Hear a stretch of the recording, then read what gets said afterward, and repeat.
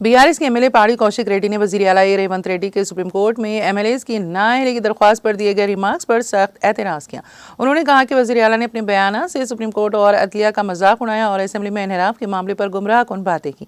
Assembly में media से बात करते हुए उन्होंने कहा कि ज़िमनी इंतखाबात नागज़ीर हैं और उन्हें यकीन है कि सुप्रीम कोर्ट का फैसला बीआरएस के हक़ में आएगा। उन्होंने यह आज़म ज़ाहिर किया कि वो मुनहरफ एमएलएज की नाअहली तक इनसे सवालात करते रहेंगे। कौशिक रेड्डी ने हुकूमत की जानिब से लॉ एंड ऑर्डर के मसाइल से निपटने में हुकूमत के तरीक़ेकार पर तनकीद करते हुए कहा कि जब उन्होंने असेंबली में इन सवालात उठाए तो कोई जवाब नहीं दिया गया। उन्होंने मुनहरफ एमएलए गांधी और उनके हामियों की जानिब से उनकी रिहाइशगाह पर किए गए हमले की निशानदेही करते हुए कहा है कि हुकूमत ने अब तक कोई कार्रवाई नहीं की। उन्होंने पुलिस पर हुक्मरान जमात के लीडरों से मिली भगत का इल्ज़ाम लगाया और हमला आवारों का साथ देने वाले अहदेदारों की मुअत्तली का मुतालबा किया। उन्होंने सवाल उठाते हुए कहा, अगर एमएलएज खुद महफूज नहीं हैं तो आम आवाम का क्या हाल होगा।